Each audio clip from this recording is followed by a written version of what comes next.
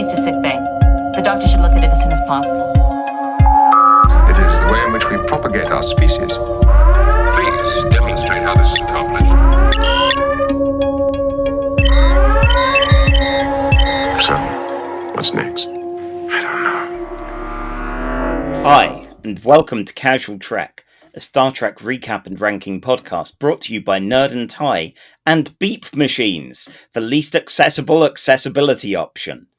I'm Charlie Etheridge Nunn, a writer and a Who Framed Roger Rabbit fan. Hi, and I'm Miles Reed-Lobato, a science fiction writer and a fan of The Death and Return of Superman. Take that, Max Landis! Yeah, get out of here, Max Landis. No one likes you. So, each episode, we watch stories from different Star Trek shows and rank them on a big list of best to worst.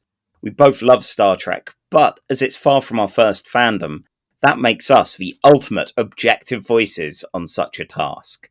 In this episode, we're having a look at Star Trek III, The Search for Spock. Yes, we're back to the films. And, as a nice little bonus, we'll also be looking at another time the Enterprise was stolen by its own crew.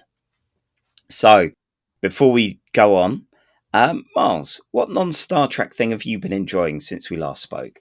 Well, first, Charlie, can I pimp something at this point on the podcast?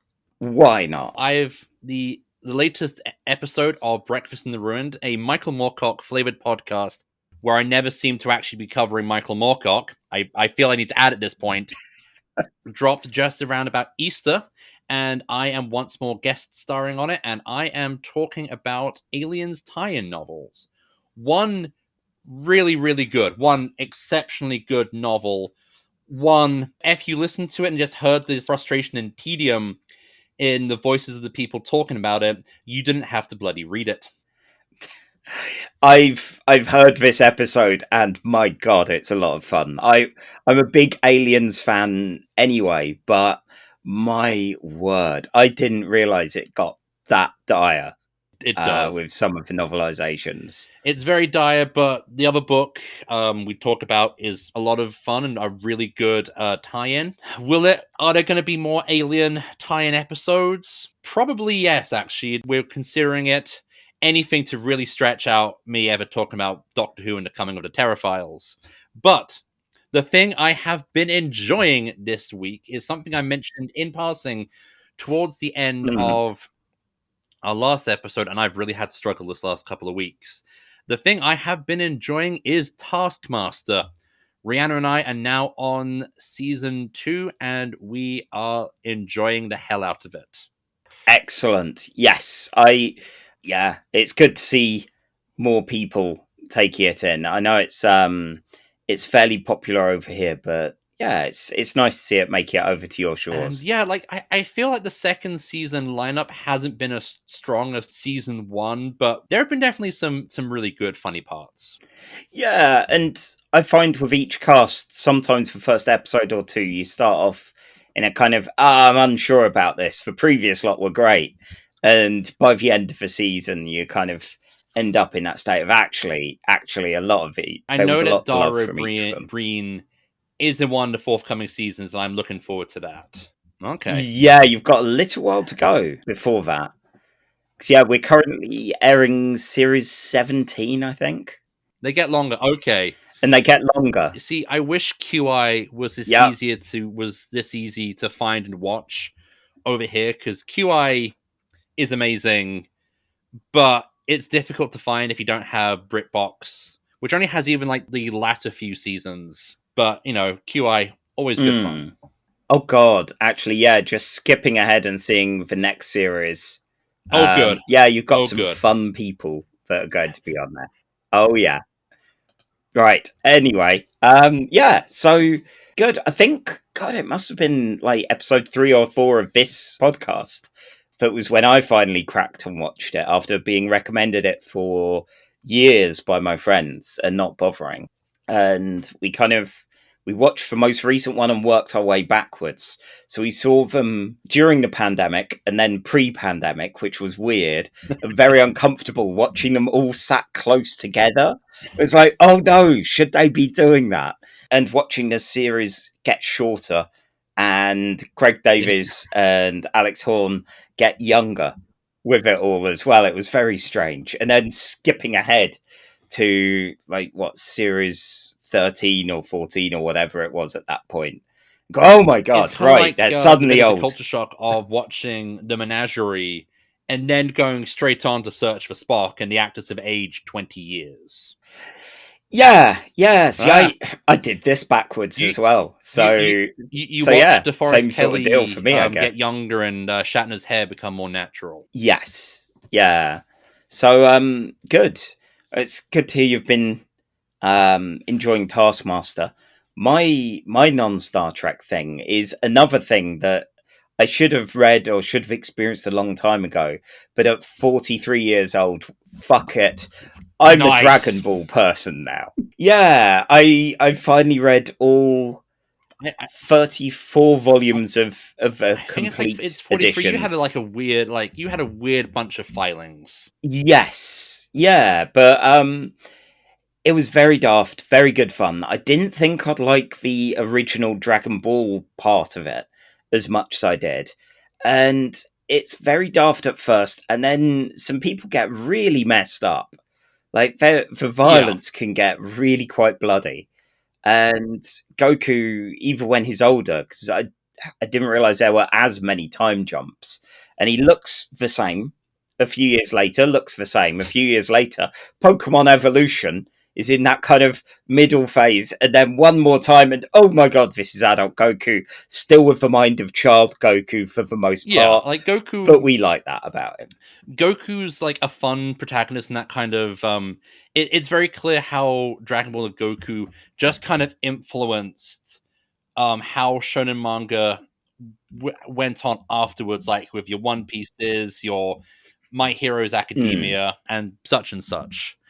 And yeah, I do like how Goku fundamentally remains like childlike, even though there are times when he is really wanting to kill someone.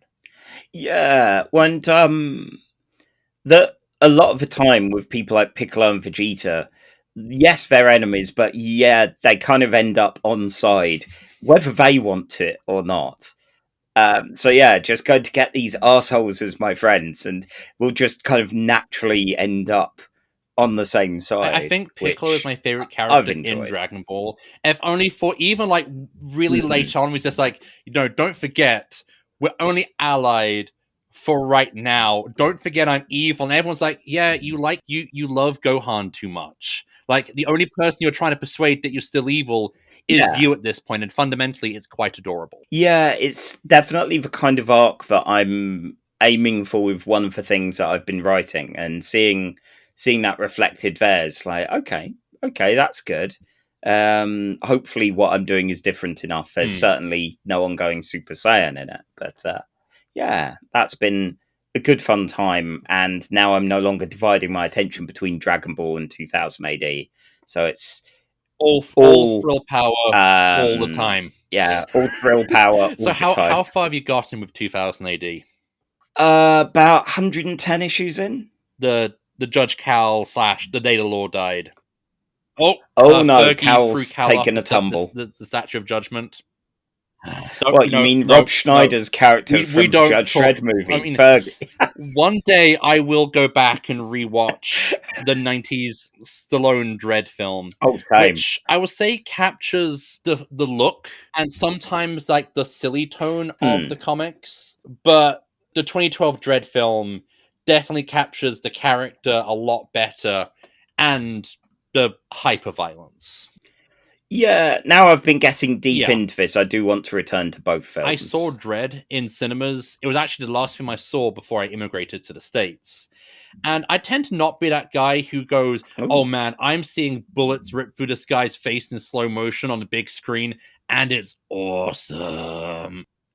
Oh yeah, it's very much a movie for that. And one of the few movies of the modern era that genuinely doesn't need anything trimmed, because it's already at a nice 90 odd minutes. Like, it's boom. It's nothing big. Done. It's day in the life of Super Cop. Meet a cop that can't be stopped. Yeah. Yes. So we'll see how that goes. I'm hoping to put something up on my blog about my findings, in the first 100 issues, And because has that's been a Dan lot Dare of fun. just continued to underwhelm? Yes and no. I like when it does, like we've experienced with Star Trek, of going, oh, this light-hearted, nice thing. Space is kind of terrifying and a bit Event Horizon-y in places. And my idea for a blog post is not only a little thing of the experiences I've found, but the RPGs I reckon would work with it. And it's probably going to be Mothership for Dan Dare. It's light in tone compared to Mothership, but people get wrecked See, I don't know. as I badly think as for, they do in especially the that Space game. Fortress era of the 2000 AD Dan Dare, I was thinking maybe Eclipse phase. Maybe. I don't know. Like, at the end of the day, that kind of thing of, okay, we want space action. We want a guy who's got a gun glued to his hand as a main character. How does he fight? Yeah. And a lot of death. Like, how does And he a fight? lot of death. Oh, God. I dread to think. Like, what happens if he has a bad dream and his finger twitches? But this is not a Dan Dare space hyper hero podcast. As fun as that would be at sometimes. I don't know. I think sometimes I think it'd be interesting to do like a podcast deep dive into all of Dan Dare, from the original Eagle stuff to 2000 AD to like New Eagle to Grant Morrison's Dare to Garth Ennis's really bad take on Dan Dare from Virgin Comics in the mid 2000s. And yeah, but we're not a Dan Dare pod. Would this also have to include Smasher from the Imperial Guard, because she is canonically kind of Dan Dare's granddaughter? If you look at all the things with Izzy Dare, Cannonball's wife. No, not Sunspot. I don't Cannonball's know. wife. Maybe. I mean, I know We've that gone Smasher vastly isn't a off Chris track, Claremont I realise. character, and that feels like like a move that Chris Claremont would do. The no, new this Smasher, was the new Smasher. John Byrne. So John Byrne can go on about how British he is, but anyway, on to Star Trek. So our little kind of starter course for this is going to be a visit to our original series cast before they need to like search a while for Spock. Since we've done some original series. Yeah. Well, people are getting a bonus helping today then, because we'll be covering a two-parter. What, a film and a two-parter? Yes, because we're covering The Menagerie. This was season 1, episodes 11 and 12, and also kind of the unaired pilot, The Cage, which we covered by itself back in episode 1 of this podcast. So even though we'll have a few things to talk about here, and the recap will still cover some bits and pieces of it, we are talking about and judging The Menagerie. This aired on the 23rd of August 1969 and the 30th of August 1969. It was all written by Gene Roddenberry, directed by Mark Daniels for the Menagerie parts, and an uncredited Robert Butler for the Cage footage. The UK and US #1 hits were the same thing for the first episode, and that was the Rolling Stones with Honky Tonk Woman. With Honky Tonk Women. Yep. And that even remained for the second week in the UK, while the US had Zager Evans in the year 2525, which I don't think I've ever heard of the name of the people that did that. I only know this song as a reference on MST3K, because every so often when a movie narration is saying in the year such and such, one of the cast will then say F-Man is still alive. Okay. I've definitely heard it before a few times. I don't know if that was just some of the old manish music stations Hugh would put on when I was working in the comic shop. Even given the date, that was probably music my mum would listen to. Like it's good. It feels very like early prog. Like I didn't think that like rock and roll had gone this spacey just yet. Yeah, give it a decade and it would have been a very different it'd be track. a very good Hawkwind track. Yeah, and Rolling Stones, a classic. I think this might be okay. First of all, Charlie, quick question: What was the first gig you ever saw live?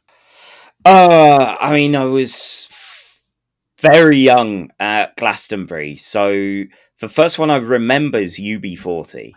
But it could easily have been something before then. Because the first gig I ever went to at the age of 20, because I got into music very late, was this really obscure indies British skiffle band called the Rolling Stones. So this is I think the only song we've had so far on our playlist which I've actually seen performed live at Crystal Palace during their 40 Licks tour. Wow. Excellent. Yeah, they're good fun. I never go out of my way to hear the Rolling Stones, but they're always I admit, a pleasure. Much to my parents' shame, I am more of a Beatles fan than a Stones fan, and they are very much Stones fans. But like that was my youthful rebellion. Of course. You know, they're listening to Street Fighting Man downstairs. Upstairs, I'm going, number 9, number 9, number 9, number 9. And it had to be that you chose. Okay, so I've got a lot to get through here with the Menageries recap. Is traditional for our movie length, 2-parter length recaps.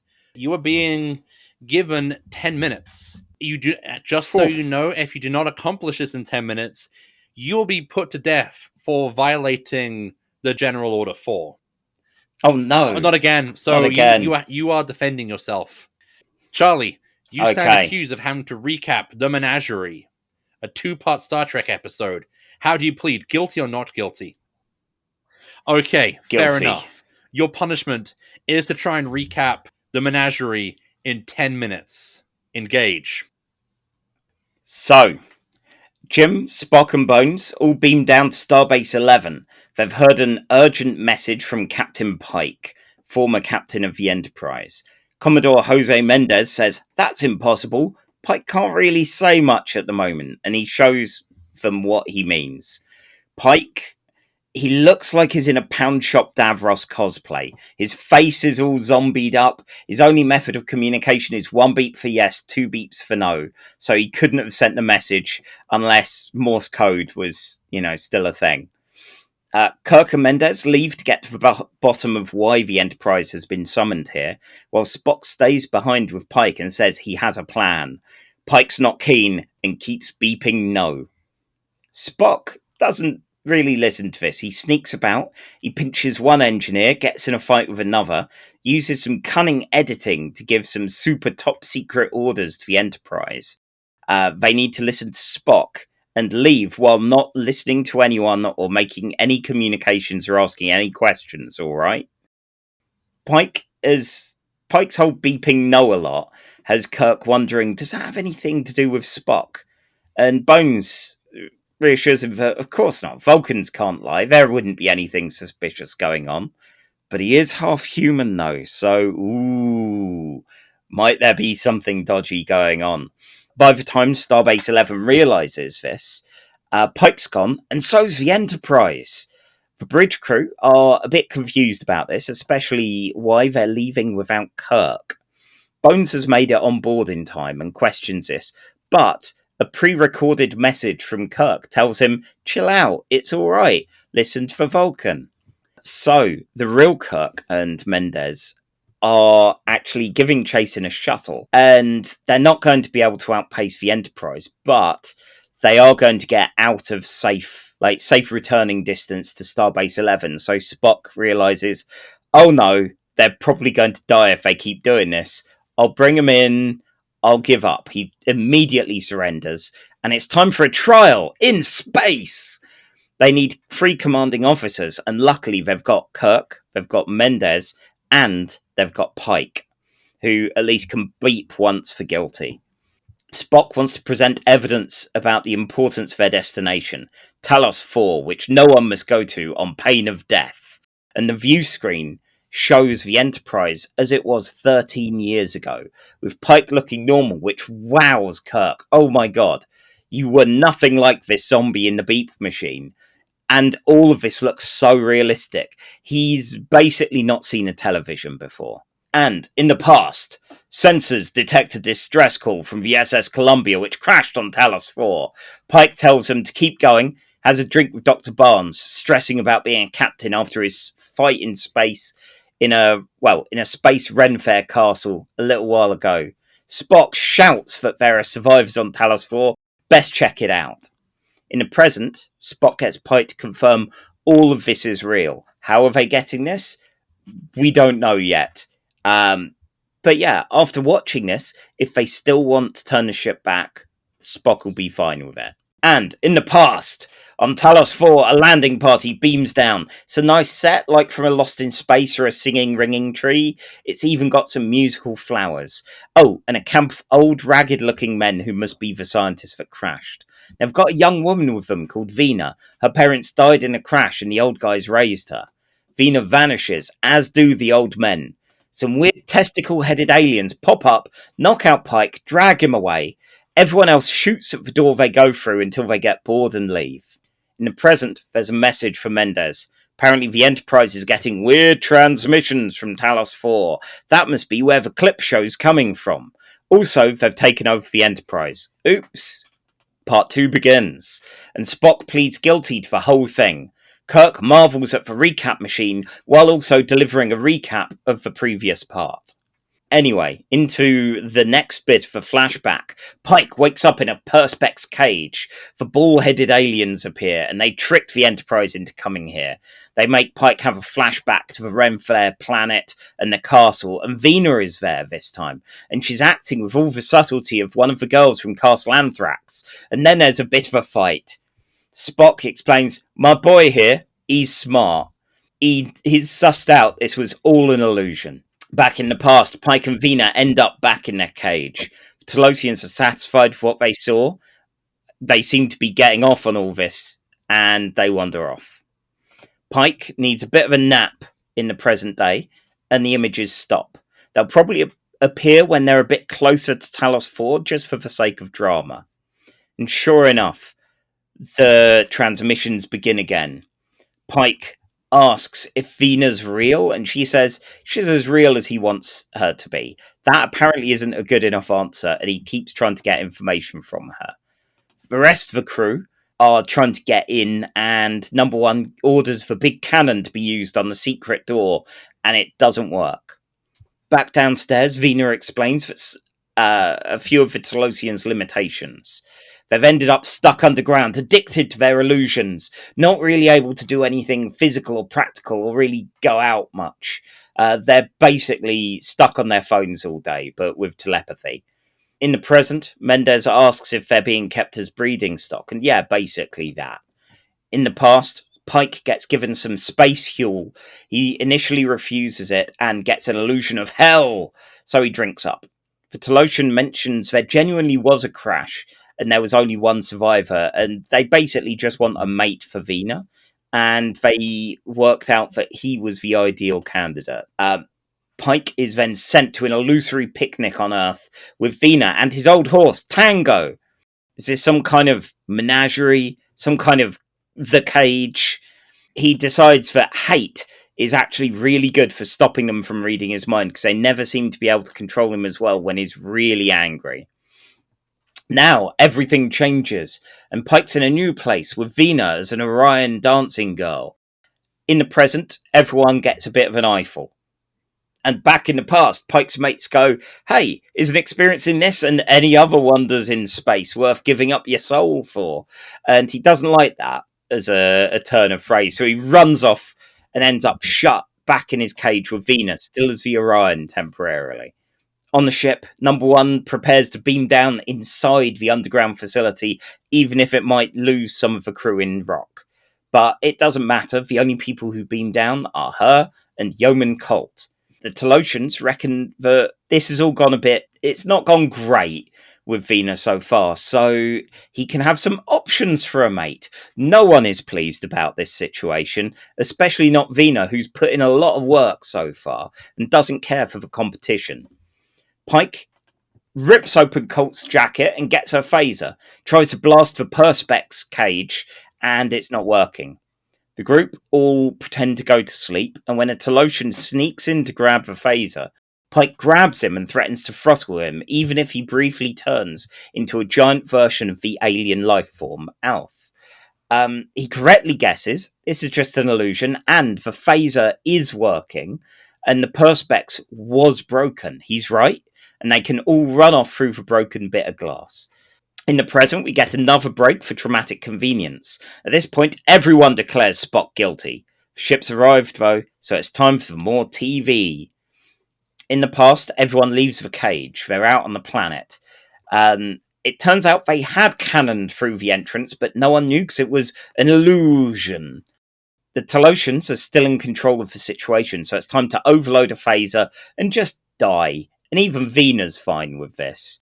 The other Talosians have been busy actually reading all of the Enterprise's files and realised they've goofed up.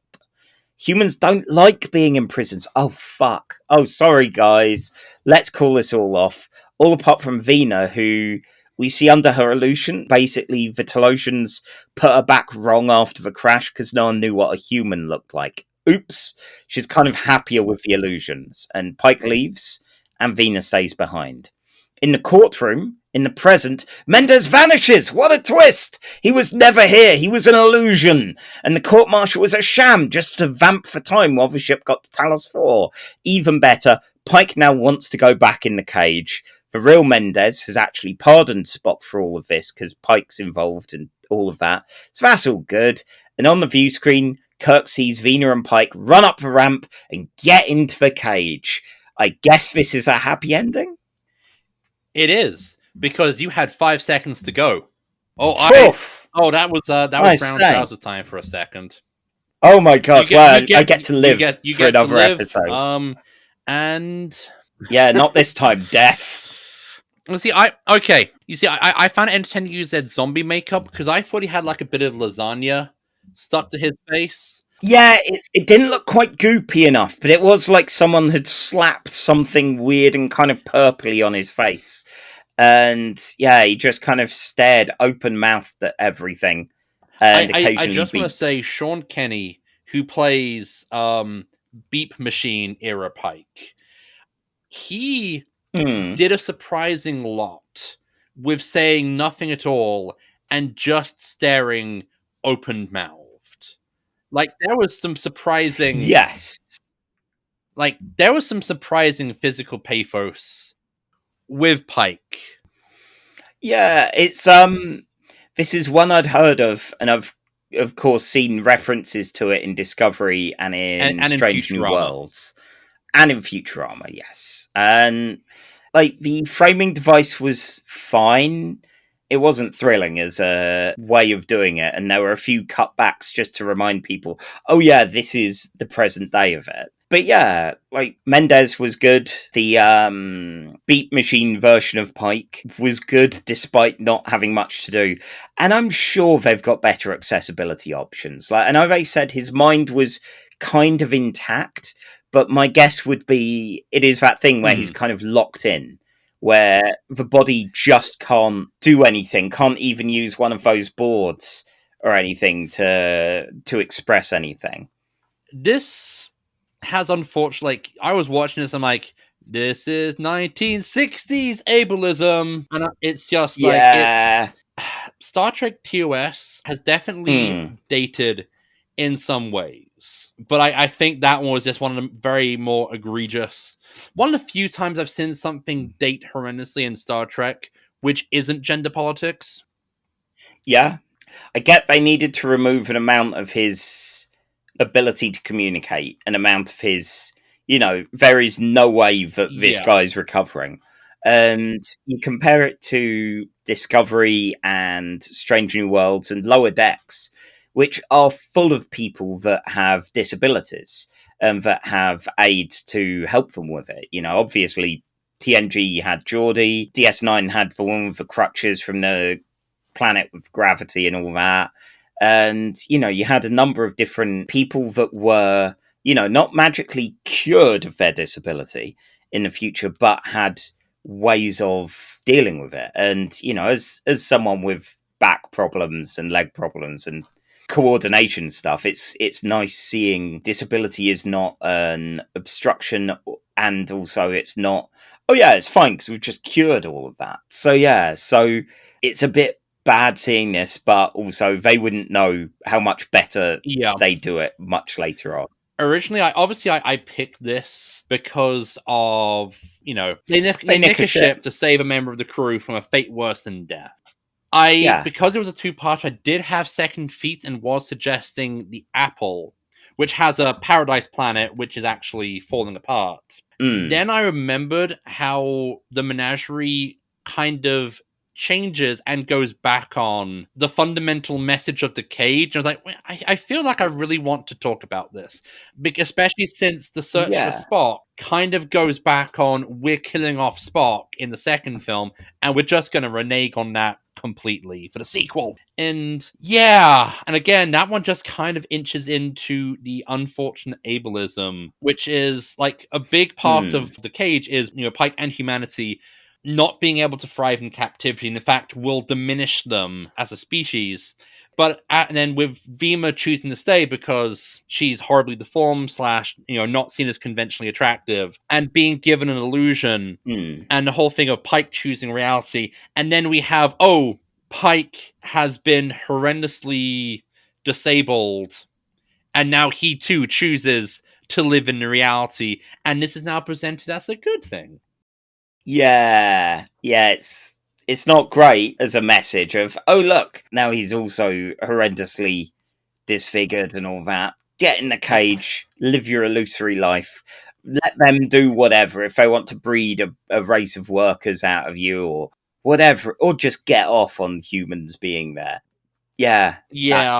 I think they're definitely aware of it, because they do cut out how the cage actually ends. So, you have to wonder, in the canon of Star Trek, how does the cage end, considering that the cage, the episode, ends with Vima being given an illusionary Pike, and in the cage, we see that is being presented as what happens to Pike, as he and Vima are made to look conventionally attractive, and go down to their nice little perspex cage with that one crab guy we didn't see this time around. Yeah, I did wonder whether that last bit of footage, I was pretty sure that was Vina going down with an illusory Pike at the end of the cage. And now she's got a real version. And is she aware that, 13 years later, he's come back? I don't know. It's weird. No wonder they want to leave Talos 4 alone. All right, things that would have happened in a later generation of Star Trek. With them watching the footage and Kirk just looking to Spock and go, you shouted a lot 13 years ago. Yes. Oh, God, yeah. In this day and age, there would have been a kind of, well, that happened sort of thing of like, did you always shout that much back then? It felt like so long since we've watched TOS, and even longer when we recorded the first episode, when we sat down and watched the cage. And it felt kind of nice, actually, to kind of be watching the cage again after so long. After so long on this project that we have undertaken, that we have laid out for ourselves somewhat foolhardily. Well, yes. Yeah, I found it difficult not writing Una in all of my notes for number one. The whole thing that Una has a crush on Pike is just kind of weird with Strange New Worlds.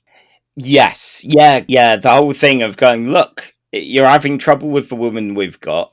Here are another couple of them. This one's kind of like a computer, but she'll bear you smart offspring. This one is young and strong and, like, more womany than the other one. It's like, guys, come on, you're supposed to be smart with your weird giant bollock heads. I was watching this one with Rihanna, and when that part was happening, I was just kind of having to look over and go, okay. Like, this was kind of awkward to watch with my wife in places. Like, the most comment she had was the bit with, like, the dancing Vima. And Rihanna was like, that's an Orion, right? Yeah. Like, yeah. And she was like, ooh, Tendii wouldn't be happy. Yeah, Lower Decks has done a lot of work for Orions, similar to how DS9 did a lot of work for the Ferengi. And this is basically the version of the Orions that Tendi's kind of railing against. Yeah, well, and that whole kind of Pike going, maybe I'll retire and start trading in Orion slaves. In animal women. Mate, no. Which I believe you can do in the Elite series of video games, but, that's going to affect your standing with the law. And I guess as long as they're consenting. So, what did you think of the framing device? What did you Anyway, think of the... Again, it feels like one of those things that's not aged well, because it is just a view screen and a recording. And it's a kind of thing of going, well, that could have been VHS. It could have been, these days you'd see possibly surveillance logs and just hand wave some of the camera angles or something.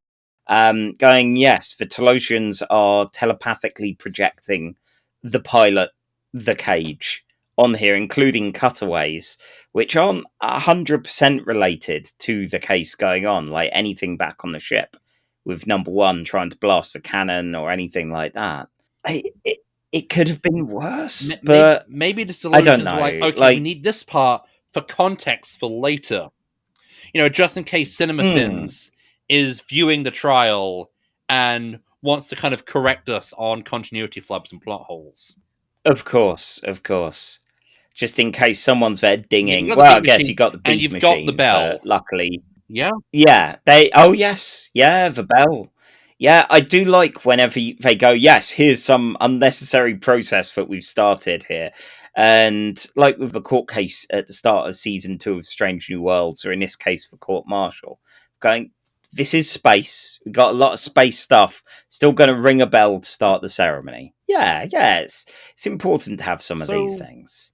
Spock's plan failed almost immediately, because the moment that one engineer wakes up after being neck pinched, Spock's kind of rumbled, unless Spock did a wharf and just chucked him out of the ship. Maybe. I guess, given the big twist that Mendez wasn't real, so once they left the ship and Kirk left in the shuttle with an illusion of Mendez, the court-martial was just vamping for time, basically. And why not do it this way to show Kirk, this is the real reason we're doing this? Did Spock know that an actual real court-martial would be overturned because of Pike's involvement? Or was that a gamble? I think that's a gamble, because, you have the bit at the end when Kirk's gone you could have just come to me. I'd have happily done it. And Spock's like, what, and have both of us up for court-martial? Yeah, that sentenced to death. That was there's some nice touches.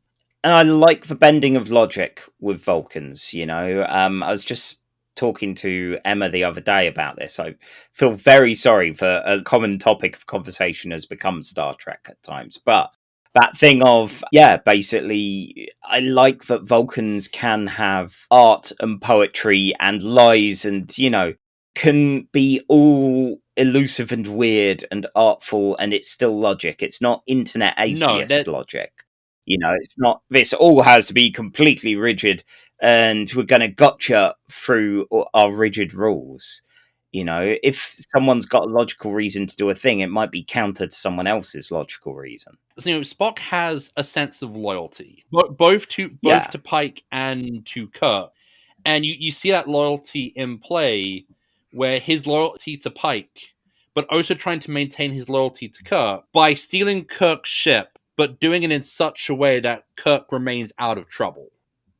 Yes. Well, yeah, and I guess the other thing is showing this greatest hits of the cage also helps sway Pike into going, actually, this might be better than living out my last few kind of years in a facility somewhere where I can only go yes or no. Maybe like Kirk, he was just kind of watching the Orion slave Vima just dance, and he's like, wait a second, I gave up on that?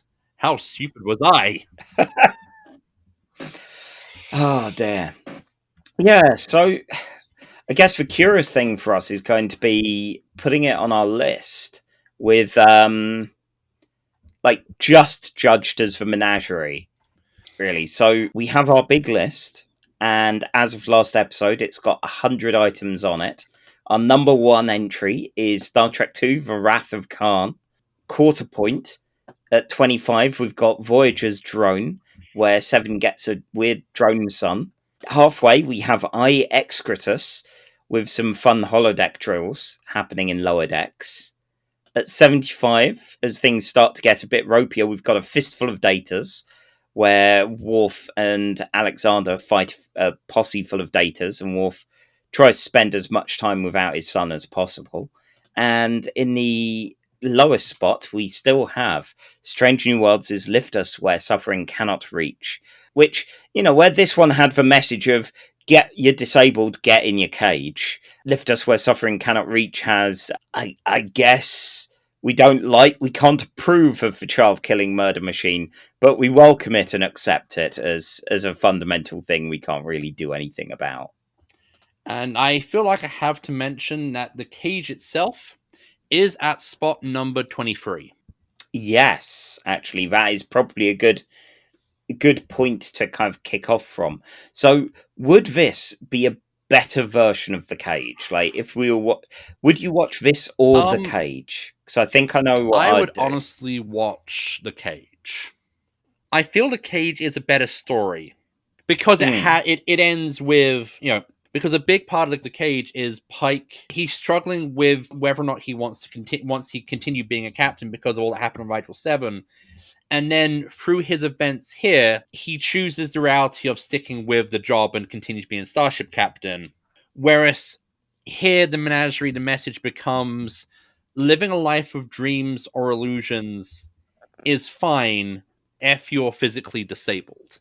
And unfortunately, that's an element of ableism that still exists in the year of our COVID 2024, where, do you have any friends who are immunocompromised? Yeah, I've had, I had one friend who was going through a terrible cancer year right before COVID hit. Of course, wasn't able to kind of go out to the extremely minor level that folks like myself and my partner were able to. Yeah, it's... And there is that mentality.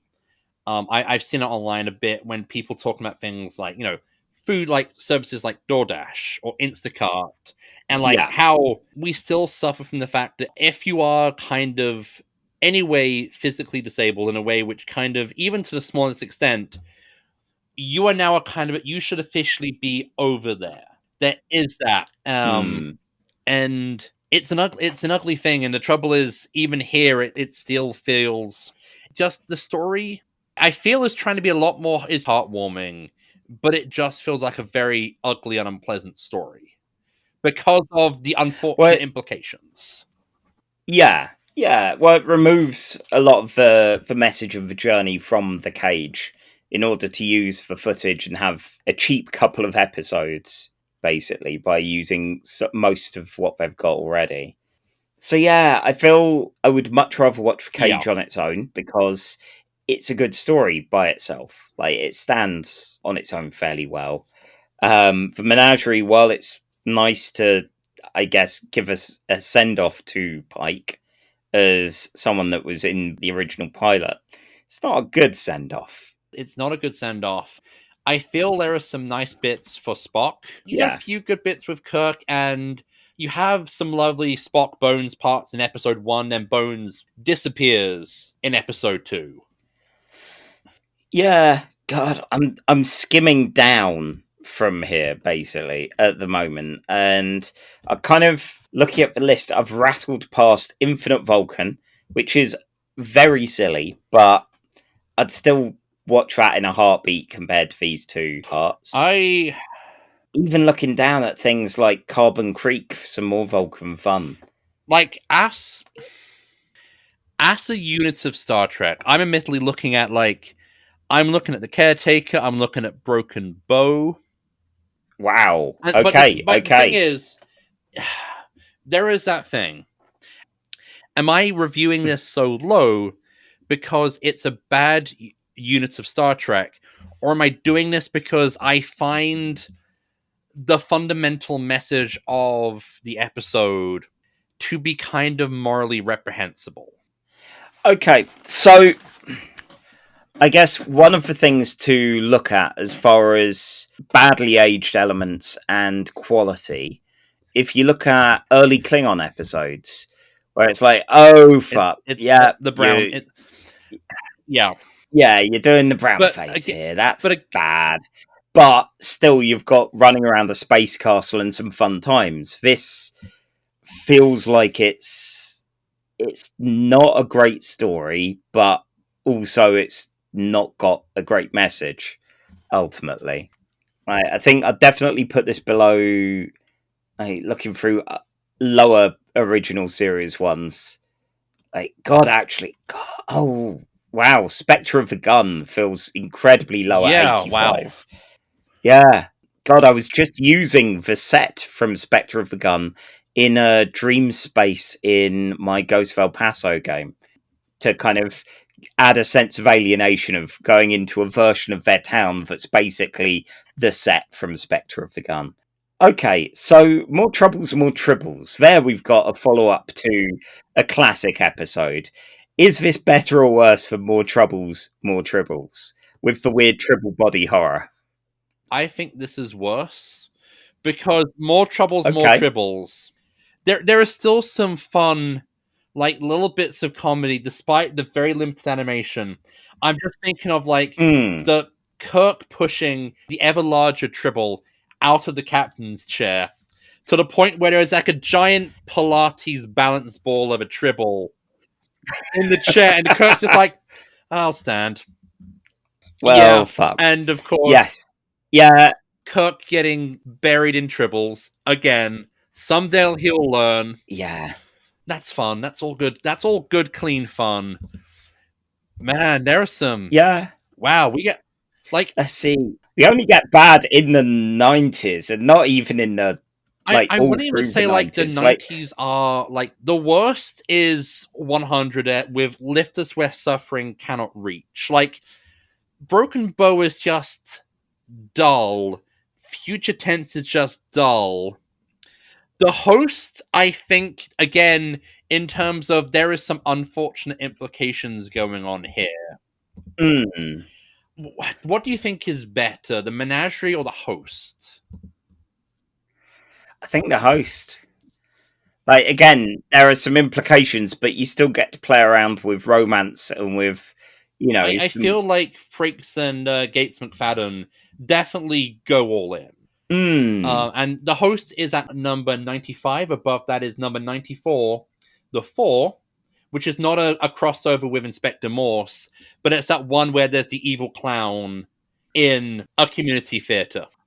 Yeah, it's good fun in a terrible way, hence being 94 out of 100. Number 96, we have Dead Stop Enterprise, where Enterprise stops at the perfect horror movie situation and then proceeds to do as little with it as humanly possible. Yeah, I think this might be my stopping point for it because I was so excited for Dead Stop. And it's, having now seen the episode before, the Minefield, where they get damaged enough to have to go here, and that was so much more fun than this. And Reed is incredibly British. And don't worry, I won't sing the Red Dwarf theme again.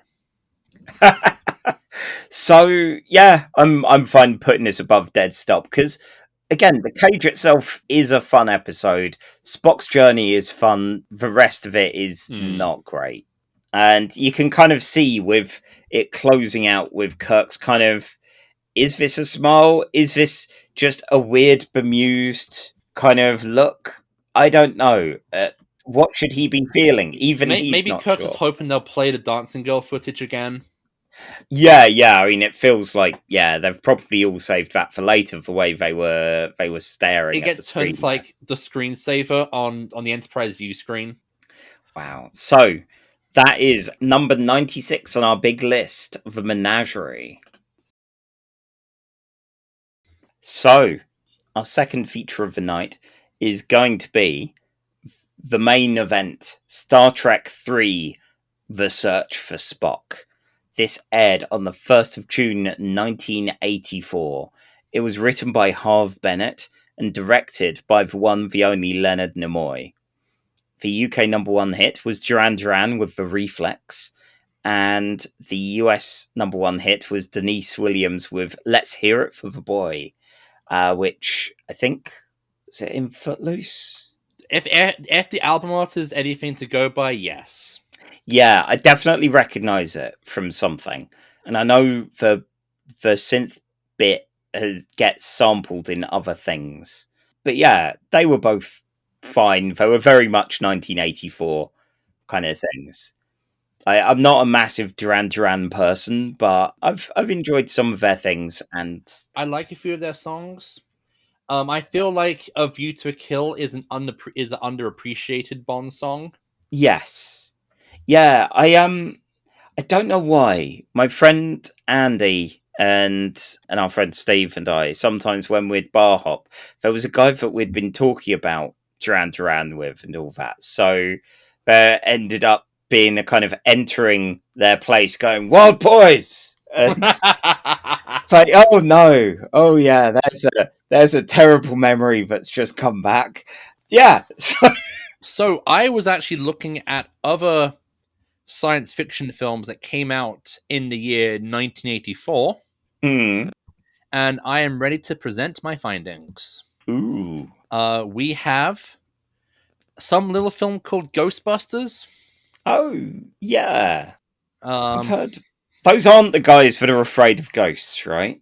let's see. We have the original Gremlins. Nice. We have the proto Ghibli film Nausicaa of the Valley of the Wind, which admittedly is one of my personal favorite Miyazaki movies. Oh, it's fantastic. We have the original Terminator, always a classic. Love it. My personal favorite adaptation of Frank Herbert's classic novel Dune, David Lynch's Dune. Right next to that is Repo Man by Alex Cox, a very kind of punk sci-fi film in like the mid in like LA. Is weird, but I do heartily recommend. Hmm. The Last Starfighter, fantastic bit of 80s cheese, and some little film called The Adventures of Buckaroo Banzai Across the Eighth Dimension. You know what kind of level of geekdom you're dealing with when the person you're talking to throws out an Adventures of Buckaroo Banzai reference. And that said, no matter where you go, there you are. Which also stars Christopher Lloyd. Oh yeah. Yeah, so this had a lot of neighbours. And it's weird because some of those I almost feel maybe it's because I saw them later. They feel like movies from a later time than this. You know? I'm not quite sure why. But yeah, this feels like it's of a different era to things like Terminator and Gremlins. This was possibly the second Star Trek film I saw, and it was in the basement bit of my dad's flat years and years and years ago. We were small kids. I think it was after a party. The knife, the duktach, I think it is, that goes, yeah, the knife that splits out into three knives. And my brother and I were so young that we didn't really have a context for the corkscrew that my dad had, but it did that with the side bits. So we ended up playing with that as the duktach for a bit. That might have been the time that someone at the party that my dad had there before had thrown out the lemonade my brother had drunk and replaced it with white wine and then not finished it. So that was one of my brother's earlier experiences of drinking. Yeah, it was an unpleasant surprise there. I think this is like maybe the second or third Star Trek film I saw. Mm. I remember I had chicken pox. Oh, so I was very uncomfortable watching this film when I was a kid, because the first Trek film I saw was Final Frontier, because we had Sky Movies at the time and they were advertising the crap out of it when it was being played. But yeah, I don't think I saw. I think this was on TV, or I rented this on video. mm. I can't remember. Maybe it's also on Sky Movies. Because I remember when I first saw Motion Picture in Wrath of Khan, because they were fucking pan and scan. Yeah. Like, God, there's a way to not watch motion picture. There's a way to tell how old someone is to mention pan and scan and just watch that Pavlovian revulsion just cross their face. Yes, 4x3, but not done for aesthetic reasons. No. Done out of necessity. We're just gonna awkwardly just move the picture over here, and it's gonna look fake every time you see it. But it somehow also feels quintessentially 80s. So, Miles, I believe you're the person who's going to be recapping this for us. And once again, as this is a feature-length experience, this is going to be 10 minutes that we'll see whether you can recap it in. So, get regenerating. And I hope your Genesis planet is all bubbling away, creating all kinds of weird microbe creatures. Get doing that. Get, I don't know, Genesising, evolving. Get searching. Yeah, get searching. And go. Last time on Star Trek, Spock died and everyone was really sad, and so they shot his body towards the Genesis planet, which was created out of a nebula using fantastic sci-fi technology. I'm assuming that wasn't in his will or anything. Probably, given how people react, probably not. The Genesis planet was co-created by Kirk's son, David Marcus. And now, the conclusion. The Enterprise is heading home. Most of the repairs from being blown up by CAN have been repaired. The trainee crew have been shipped off.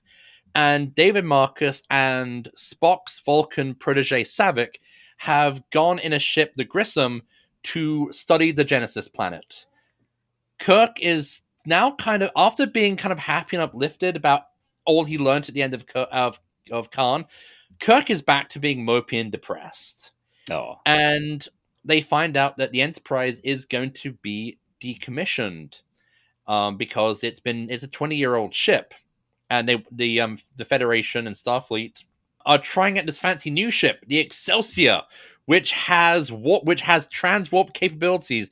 And Scotty's reaction is, "My fucking ass is any good." Then suddenly, it turns out someone's broken into Spock's quarters, even though Chekhov sealed them personally. Kirk goes down and finds Bones, who is being really crazier than usual. Has he been drinking? No.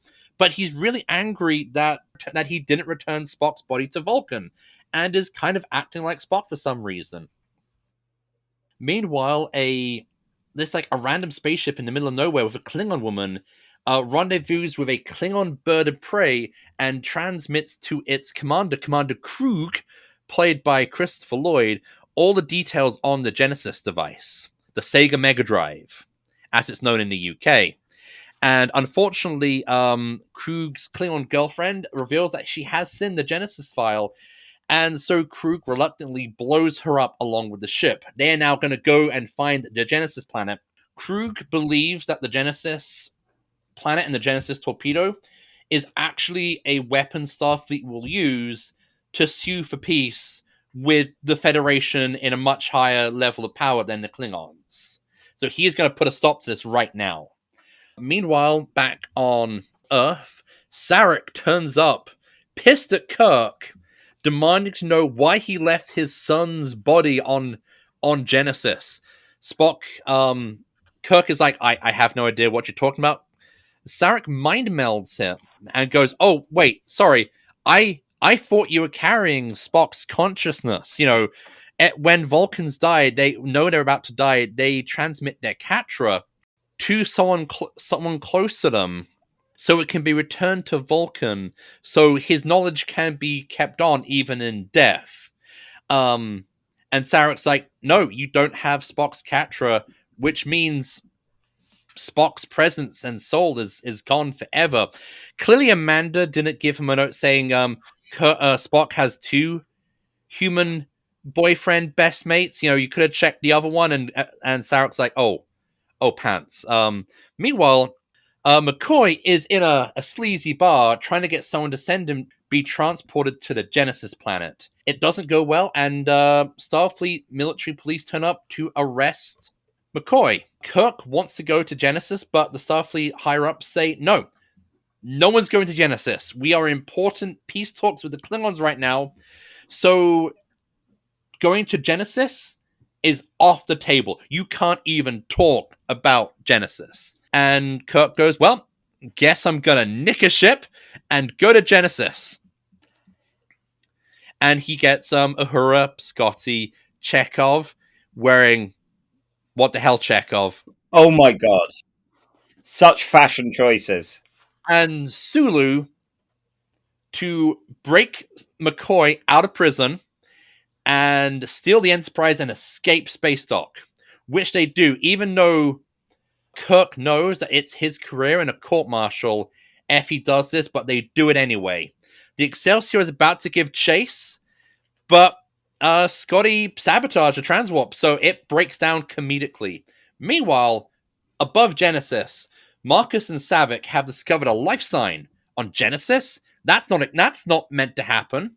Also, something weird is happening with Genesis systems, and the planet might be breaking down. So they beam down, and they find the photon torpedo tube, which they use as a coffin for Spock's body. Could he be the life form? They open up the tube, and it's full of insects. Oh no! The Genesis effect had an effect on all the microbes which would have been on the tube. And wait, there's another life form over there. It's a young Vulcan child. Could this be a young Mr. Spock? Yes, it is. Meanwhile, above the Genesis planet, the Kruge's Klingon bird of prey destroys the Grissom entirely, and Kruge sends a party down to the planet to find the people on Genesis. Spock is aging rapidly. His body is kind of in sync with Genesis, and the planet is breaking up. David reveals that he did something he shouldn't and used unstable protomatter to create the Genesis matrix, which means the planet is actually unstable. Teenage Spock goes through Ponn Farr, and Savick does the nasty with Spock. We don't talk about it. She's definitely not pregnant. We cut that out of Star Trek 4. The Klingons turn up and, keep everyone captive. The Enterprise arrives and gets into a fight with the Kruge's bird of prey. But because the ship has a crew of 5 right now, a lot of the ship's systems are being automated and they can't fight and fly at the same time. Both ships kind of head each other to a standstill. Kirk tries to bluff his way out, but Kruge actually does the one thing no one's ever done and calls Kirk's bluff, realizing that Kirk is bluffing. On the planet, Kirk is put into radio contact with Savick and David, and they find out Spock's alive. Kruge tells the Klingons on the planet to kill one of the hostages. David, trying to be like his father, David is no Captain Kirk, and he dies with a knife in his gut. Kirk is broken by this. He's just gotten his son back and now has lost him. So, enraged at the Klingon bastard who killed his son, he tells Kruge, okay, you can have the Enterprise. Beam on. Just give me 1 minute to set the self-destruct device. Which he does. Kirk, Scotty, Chekhov, and Sulu beam down to Genesis. Most of Kruge's crew beam onto the Enterprise just before it explodes. The Enterprise explodes. Kirk having made the ultimate sacrifice to do what has to be done and keep on fighting. Now it's just down. Now there's like 2 Klingons left. Kirk and the others find Savick and Spock. Kruge beams down and takes the crew hostage, beaming everyone back onto the Klingon bird of prey apart from Spock and Kirk. As the planet crumbles around them, Kirk and Kruge fight. Kirk finally getting the upper hand and literally kicking Kruge into an erupting volcano. Kirk and Spock beam onto the Vulcan bird of... Kirk and Spock beam onto the Klingon bird of prey. Get the species right, Miles. Yeah, Miles. And take over the ship. They rush back to Vulcan. Using Vulcan mysticism, they're able to pluck Spock's mind out of McCoy's body and put it back into Spock's body, now returned to his normal age. Spock will take time to recover. Kirk and the others' career is shattered and in ruins.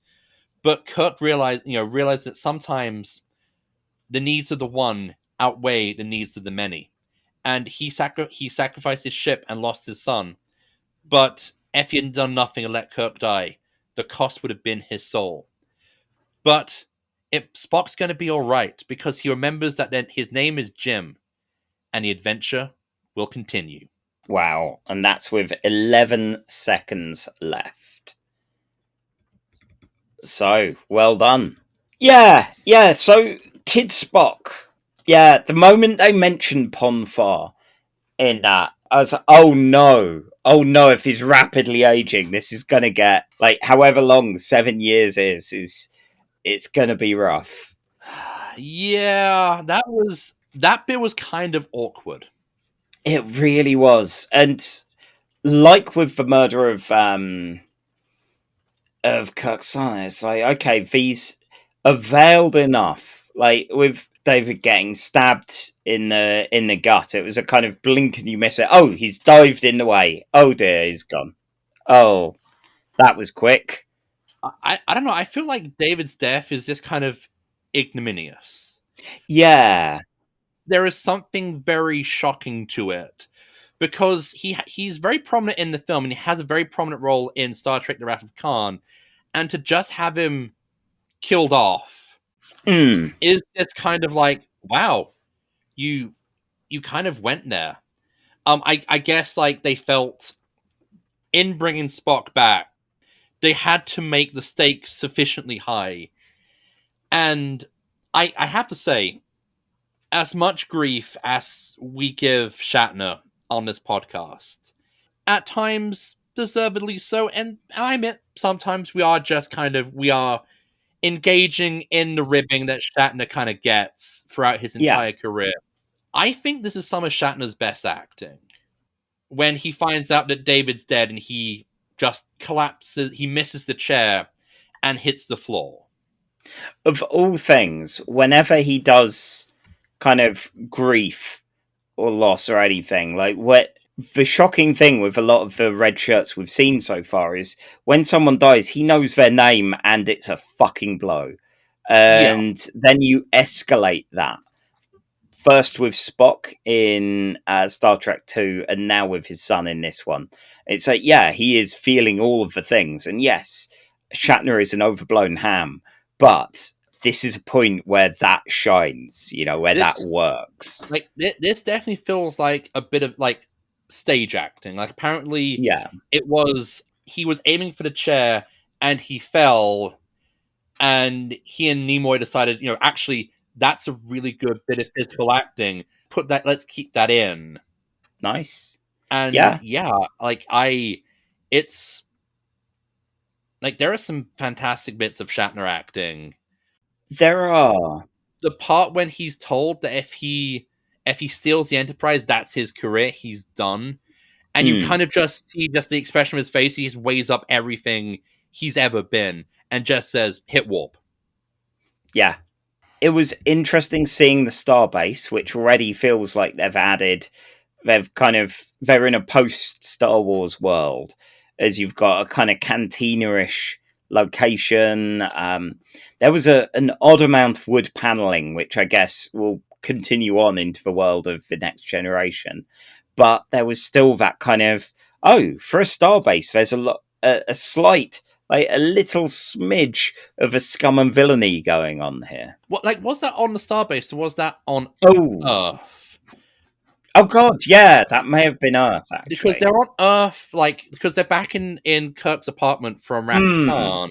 So it could just be McCoy went to his favorite dive bar. Which, let's face it, if anyone has a favorite dive bar, it's McCoy. Oh, McCoy probably has like a top 5. Yeah. I did love DeForest Kelley's having a merging of Spock and McCoy. So you have McCoy just doing all his usual blustering anger, but there's always the there's that hint of Spock's exasperated logic at his own choices. Yeah, I liked his presentation of that, and similar to how Shatner can often seem very much like the big ham Shatner, DeForest Kelley, sometimes you just assume it always has the same tone and the same thing, because Bones, he's a fun character, but he has only a few modes that he does, and seeing him kind of doing the logic stuff, and he's not freaking out with it. It is something that's integrating in him, And despite a lot of the kind of the workplace bants between him and Spock, which can veer on we need HR in here, there is still that love there, especially coming out of having Spock in him, seeing Spock as Spock again. You know, it's like, yeah, the lads, they're all back. Apparently, George Takei didn't like the "and don't call me tiny" kind of line until he saw the finished cut of the film, and was just like, "Yeah, that's a nice little scene." I feel Uhura gets a fun little bit with that one like schlub who's manning the transporter bay. Oh my god, Mr. Adventure. Mr. Adventure. I'm just gonna Credited only as that. He was such an arse, and I loved the comeuppance there. I watched this with Emma, as I have with each of the films. She was like, "So is he? He's just going to die in there, right?" So, I mean, it's Starfleet, sure, yeah, why not? That could easily be the case. Like, oh dear, yeah, we forgot we vacuum sealed these, or just go about your work, and suddenly it's a lot less impeded because Mr. Adventure is no longer there. I feel like, with the exception of Walter Koenig, every member of the cast gets like a scene, whereas Koenig basically gets to dress up as like Pallette-Swapped Adric from Doctor Who. Yeah, as one of Noddy's mates. He there is a change which I saw somewhere. It's like, oh, this is a continuity error. It's like, mate, he probably realised what he looked like, and that was his party gear. And now he's on a ship. He's got rid of the ludicrous collar, and has a black top underneath. So, like, he's on the Enterprise. So clearly, while they're warping to Genesis, he just went, I'm just gonna have a quick shower and a change. Yeah, he's dressing for business, not pleasure. Yeah. And, apparently that's what... yeah, so...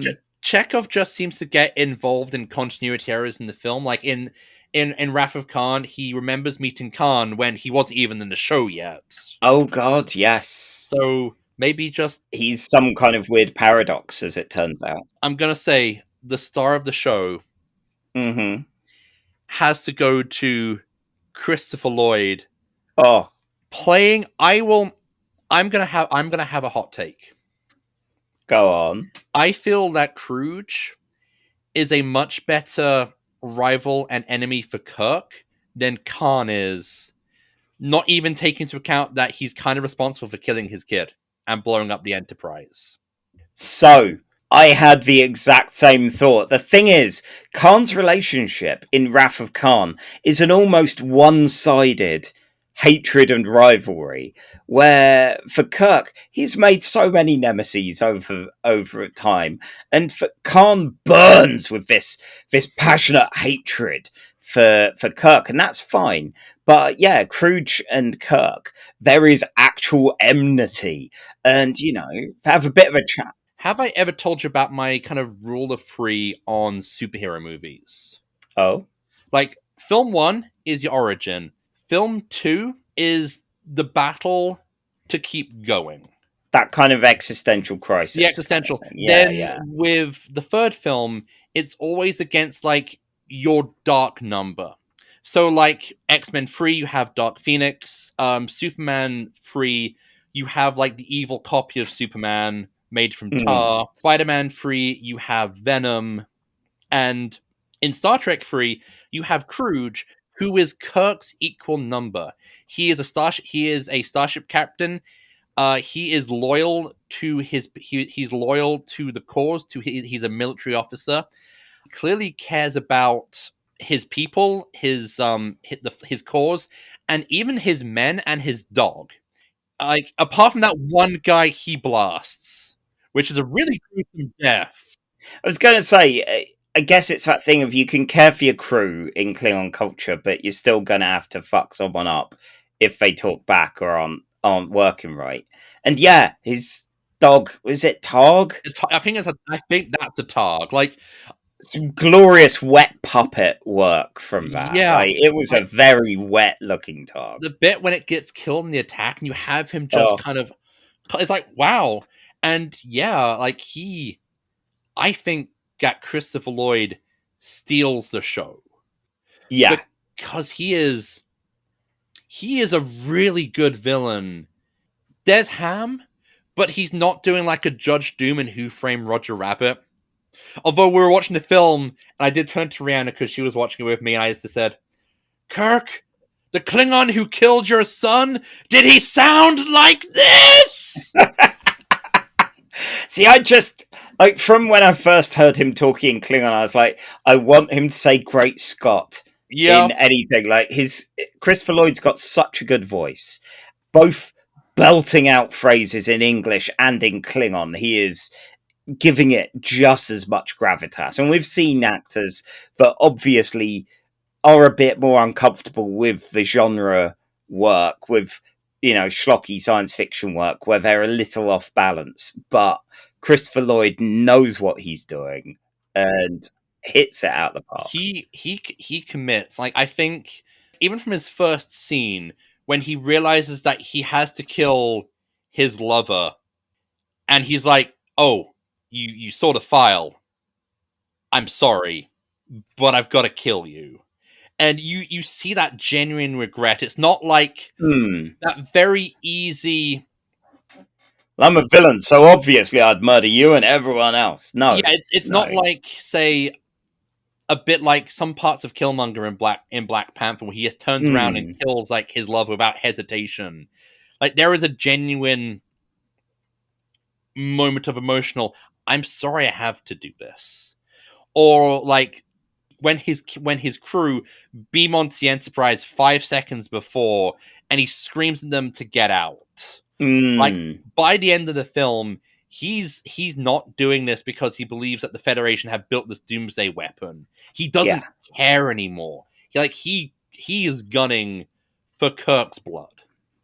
It's that odd thing, because when David goes, oh yeah, I may have, you know, cut some corners in making this Genesis planet, which does feel a bit like a kind of, oh no, oh, this is going to be bad, and your hubris is probably going to do you in as well. We know that Christopher Lloyd's onto a losing mission, which, while it's kind of a shame to go, oh yeah, someone as good and cunning as this, we know that if he succeeded, he wouldn't really have, or anything. But yeah, by that last point where he's lost it all, it's like, fuck it. You know, you've lost all of what you were doing. You've lost your people. You've lost the plans. You've lost the guy that knew what he was doing. Just, time for vengeance. Sunk cost fallacy. Yeah. There's definitely an amount of that with Kruge in this. And, it makes for a good... Like, to be honest, right, with Into Darkness, rather than doing that whole thing, give us with their version of Khan, give us a Kruge kind of villain. You know, go, fuck it, let's play with Klingons. Let's have that as a problem. You know, just don't try and, like... Wrath of Khan is lightning in a bottle. Yeah. And every film's attempt to kind of recapture it has failed. Whereas I think, you know, with Kruge, you have a character who is burning for the cause. Like, he's not here to... He's not on some big revenge scheme. He's here because he feels he's justifying himself that he is doing the right thing for the Klingon Empire. Yeah. And damn the consequences. And that gives the character like a lot of strength, and that gives the character like a lot of intensity. And we see that like when he's on the Genesis planet and they get attacked by the big worm thingy, and he steps in just to fight it by himself, just so he can crush it to death in front of his crew, just to show how tough he is. Yeah. Now, even though I knew what was going to happen with Spock, seeing the weird little microbe things, I admit, I yelled out, oh no, he's been thresholded. With that of like, oh god, is this what the evolutionary advanced version of Vulcans would be like? Yeah, it was very good fun as a film. I noticed the score quite a bit. There was a nice adventurous kind of, I don't know, there was a tone which was it felt exploratory in that way that the Genesis planet was. Yeah. That kind of, this is a genuinely a strange new world. The score is by James Horner, who is one of Rihanna's favorites. I think he did the score for Star Trek 2.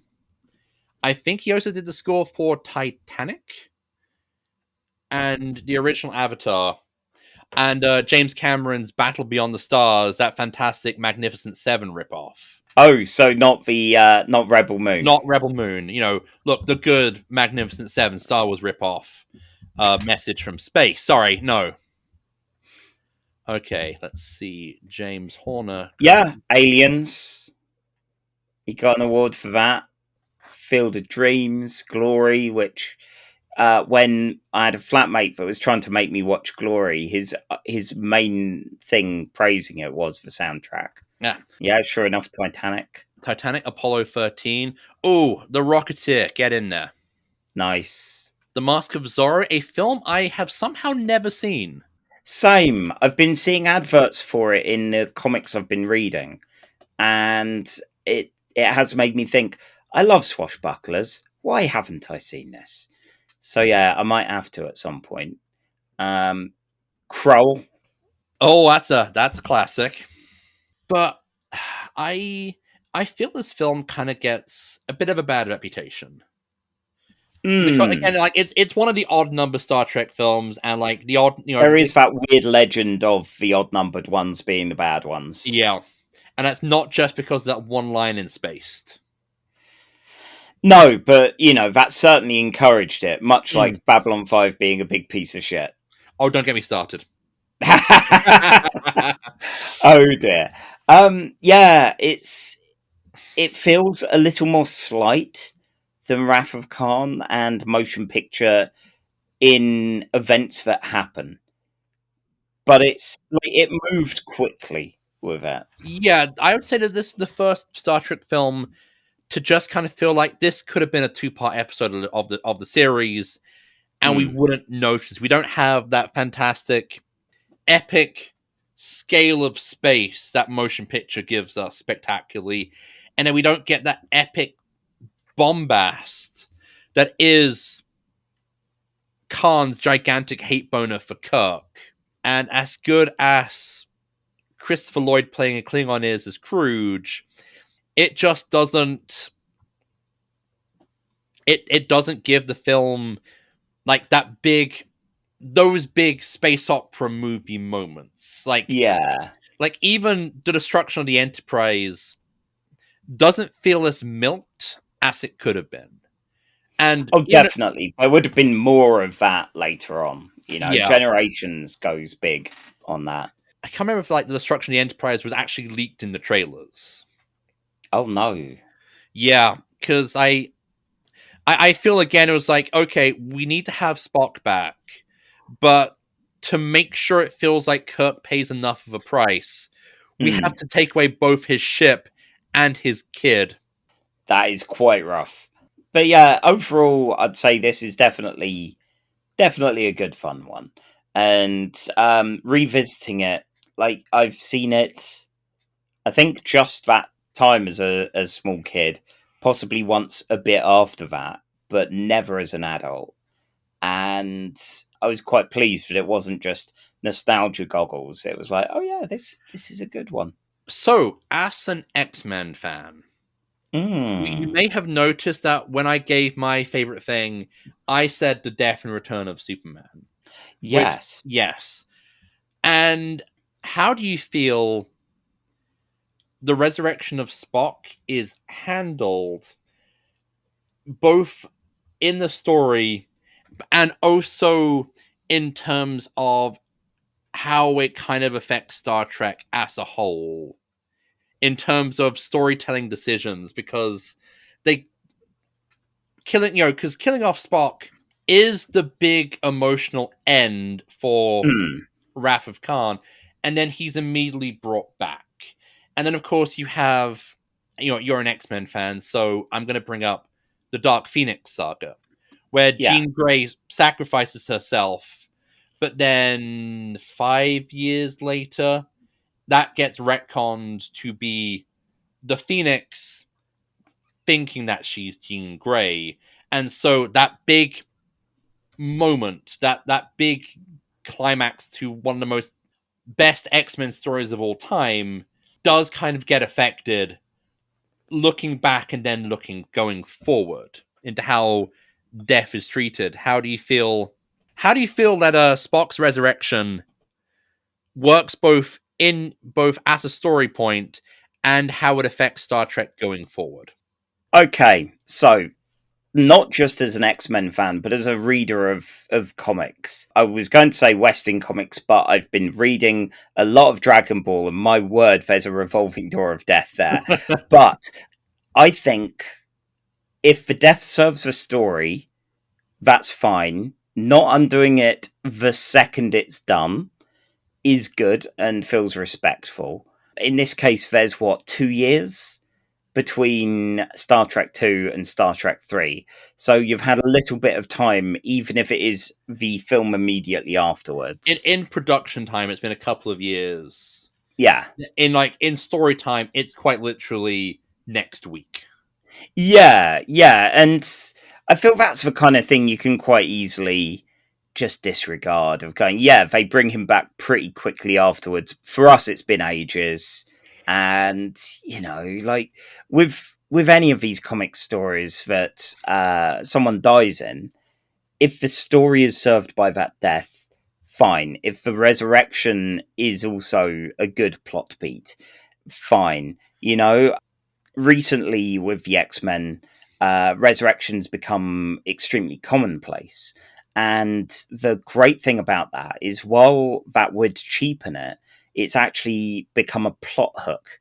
It's part of the story. The resurrection is that quick and it means something ultimately. And that's explored in different ways rather than going, oh yeah, this is just a quick reset. And you kind of, in comics, because the IP can never die, especially in a modern age, VIP can never die.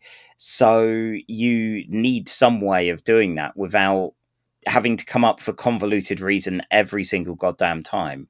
In X-Men with the death and return of Wolverine, his return, a lot of people don't remember that he was resurrected by some woman that stabbed him with a weird Jesus spear thing and he had hot claws and all of that, because who cares? Resurrection.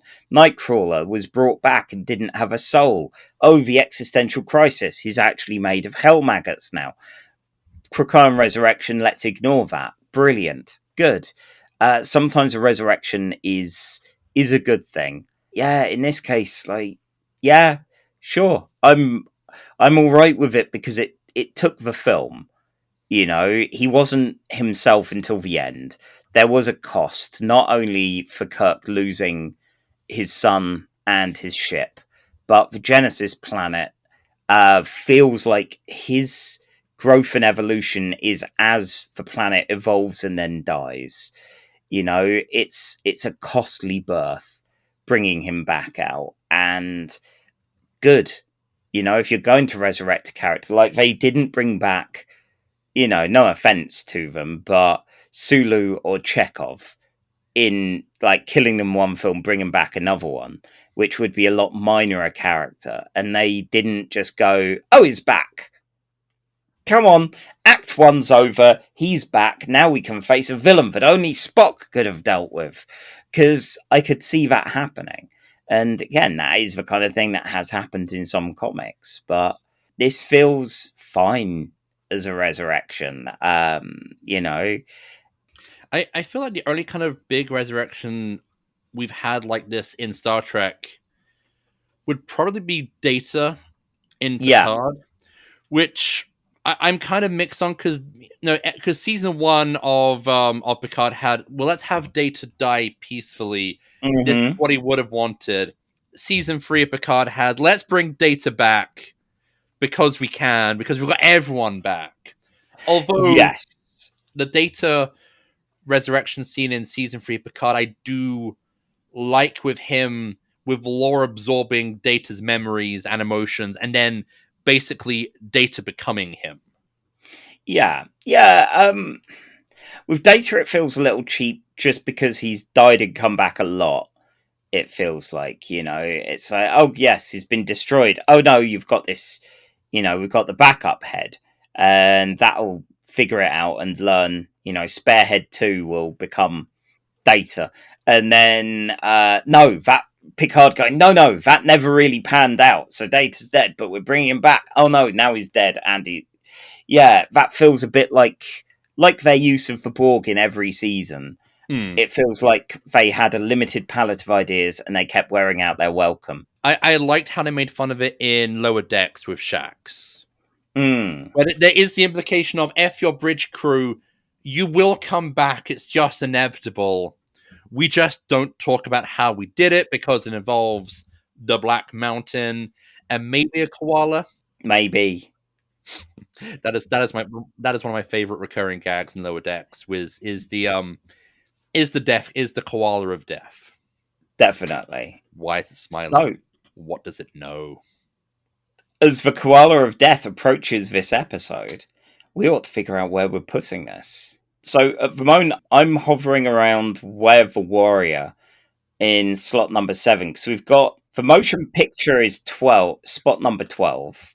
Star Trek II Wrath of Khan is number 2. And I've talked a little smack about Khan and his one-sided hatred, but that doesn't stop it being a fucking bagger of a film. It's an amazing film. It is. Like, it is. It's like the touchstone for Star Trek, open brackets, for better or worse, close brackets. Yeah.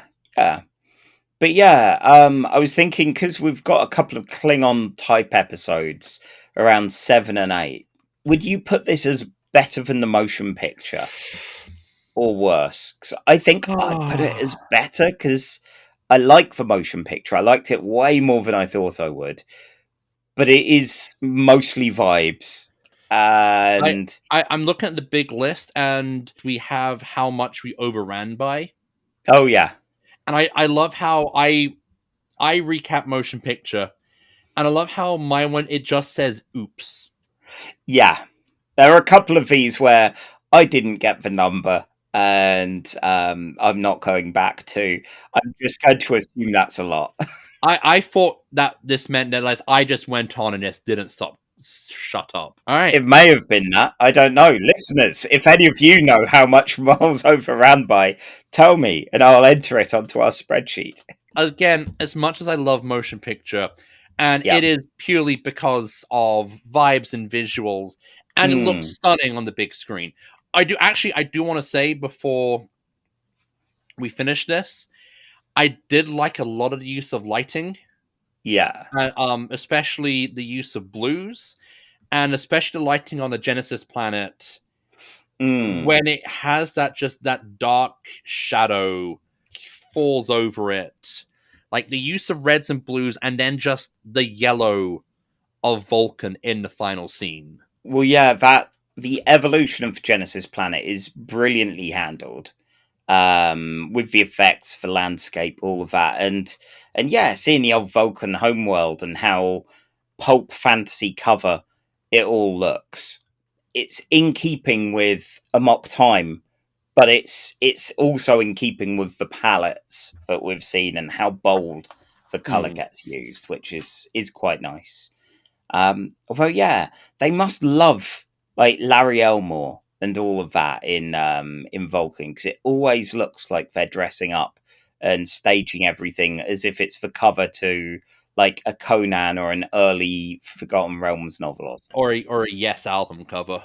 Yeah, true. Yeah, oh god, they would totally be down for that, wouldn't they? Yeah, like the Vulcans are definitely into Yes. So we're saying above motion picture. I'm gonna have to reluctantly say above motion picture.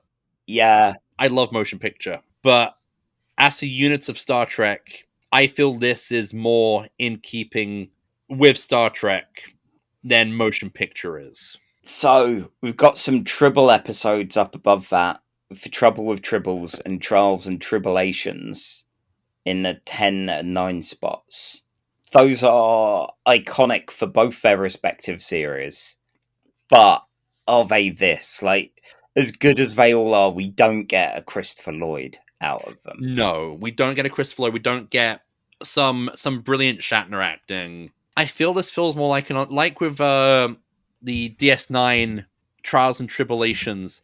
This does feel like an ensemble where all the cast get a big moment. Yeah. I mean, okay, Shatner and Lloyd get most of the big moments. Even like the one Klingon officer who was just watching in shock when Spock does his Incredible Hulk transformation, feels like he has a character, like a little character. Yeah. Definitely. And not just stock Klingon. Matt, we actually have quite a few Klingon episodes in the top 10. Shockingly, yeah. Like, we've got Way of the Warrior, and then we've got House of Quark. And then we have Trouble with Tribbles and Trials and Tribulations, which do have Klingons quite as prominently. Well. God, they get about a bit in this Star Trek, don't they? It's almost as if they're the most iconic baddie. Maybe. Okay, look at Web for Warrior. I kind of think this might go above that. But then I'm also looking at Cause and Effect, and I fucking love a time loop. And that is one of those ones that when I think of TNG, I do think of that episode, because it's one that has stuck with me for a long time. Also, I think with Kruge, we're seeing the modern Klingons in Christopher Lloyd. Like that when we have Michael Dorn doing Worf or Christopher Plummer doing his Christopher Plummerist in Undiscovered Country, they're not doing Boltar from original Battlestar in blackface. They're doing this. Yeah. So I feel like the film's weaknesses and not the lack of ambition, but the lack of scale. Because we're seeing we've gone big, we got big, then we've gone slightly smaller, but still feeling big. To it's a bit large. This is where the modern Klingon basically comes from whole cloth. Definitely.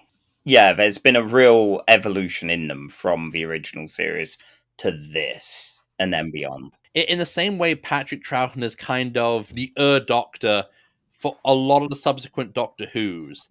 Christopher Lloyd is like the Klingon for the Klingons from TNG onwards. I think I might have to agree. As much as I love Way of the Warrior, which is a big action-packed kind of reset for DS9 when it starts going full semi-serialized war drama, which isn't fully ripping off Babylon 5 just yet. Yes, I didn't expect to enjoy Way of the Warrior anywhere near as much as I did, but it was a good time. That's still above Way of the Warrior, still above House of Quark.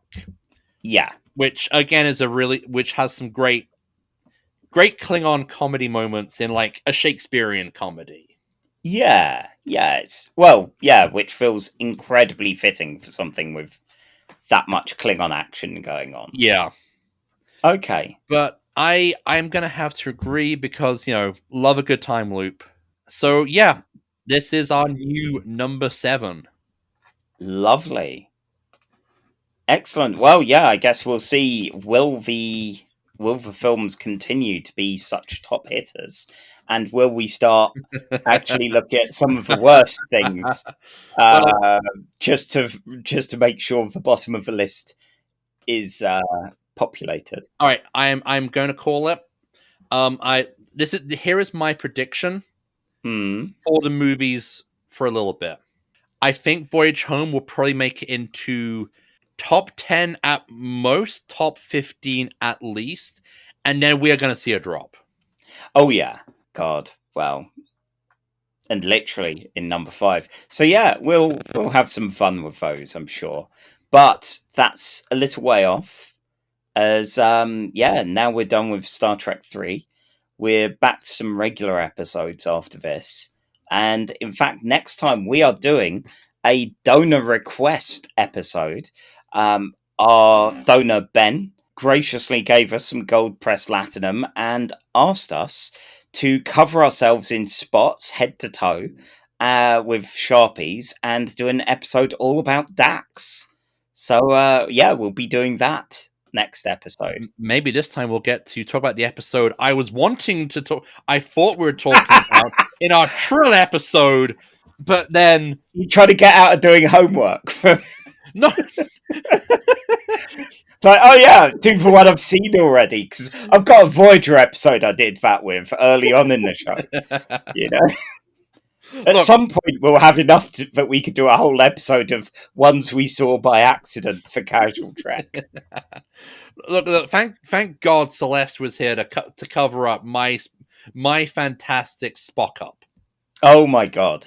Yes, that was very helpful. Yeah, if you want to be like Ben and request we do an episode on a character, a theme, include an episode of your choice, anything like that, go to Casual Trek on Ko-fi and fling us some money. At the moment, we've not really set up a Patreon or a subscription thing, so we are not fussy. Fling us any money. And late stage capitalism is a bitch, and inflation is an even bigger bitch. So we'll take your money. We're not choosy.